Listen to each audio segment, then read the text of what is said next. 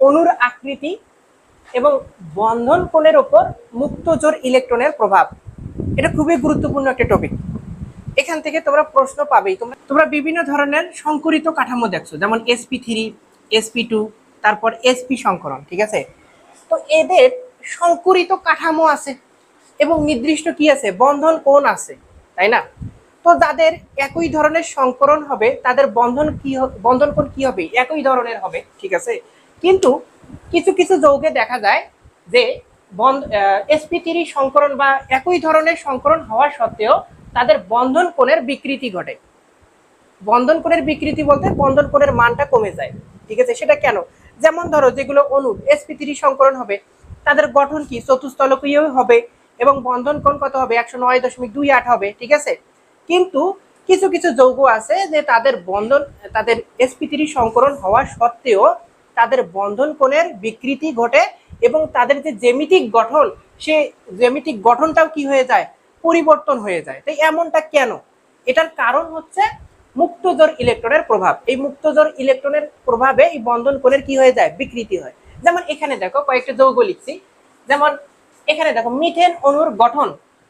Methane অণুতে তোমরা জানো যে sp3 সংকরায়ন হয়, এটার বন্ধন কোণ কত, 109.28, ঠিক আছে?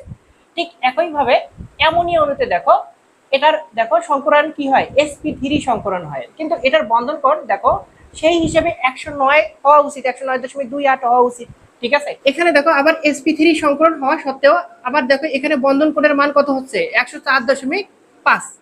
তো এমনটা কেন হচ্ছে? এর কারণ হিসেবে দেখো যে এখানে যে মিথেন অণু আছে, এই মিথেন অণুতে কোনো মুক্তজোর ইলেকট্রন নাই, ঠিক আছে? কিন্তু এখানে দেখো যে অ্যামোনিয়া অণুতে নাইট্রোজেন পরমাণুতে কিন্তু মুক্তজোর ইলেকট্রন আছে, ঠিক আছে? এই মুক্তজোর ইলেকট্রনের প্রভাবেই কিন্তু বন্ধন কোণের বিকৃতি ঘটে, যেমন এটা 109 থেকে 107 হয়। এখানে দেখো এখানেও পানির অণুতে কি আছে বলতো, মুক্তজোর ইলেকট্রন আছে, কিন্তু এখানে অ্যামোনিয়ার থেকে কি তুলনামূলকভাবে একটু বেশি, বুঝতে পারছো? যার কারণে বন্ধন কোণের বিকৃতি কি আরো বেশি ঘটেছে, বুঝতে পারছো? এবং এটার বন্ধন কোণ আরো কমে গিয়ে কত হয়েছে, 104.5 হয়েছে। এবং এদের যে গঠনগুলা দেখো, কারো চতুস্তলকীয় হয়েছে, তারপর কারো ত্রিকোণীয় পিরামিডীয় হয়েছে, আবার কারো কি হয়েছে বলতো, ভি আকৃতির হয়েছে। তার মানে এখান থেকে তুমি বুঝতে পারলা, যদি যদি মুক্তজোর ইলেকট্রন না থাকে তাহলে রেগুলার শেপ হবে, নিয়মিত আকৃতি হবে। কিন্তু যদি অণুতে কি থাকে, মুক্তজোর ইলেকট্রন থাকে, তাহলে সেটা কি হবে, বন্ধন কোণ যে আছে সেই বন্ধন কোণের কি হবে, বিকৃতি ঘটবে বা ইরেগুলার শেপে পরিণত হবে, বুঝতে পারছো? এখন প্রত্যেকটা সম্পর্কে আমরা আলোচনা করব। আর একটা শোনো, আর একটা তোমাদের ক্রম মনে রাখতে হবে।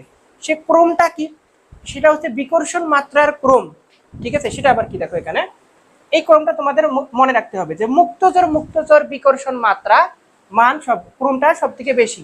মুক্তজোর অর্থাৎ এই যে এলপি লন পেয়ার, ঠিক আছে? তারপরে মুক্তজোর বন্ধন জোর বিপি, তারপরে বন্ধন জোর বিপি বন্ড পেয়ার, ঠিক আছে?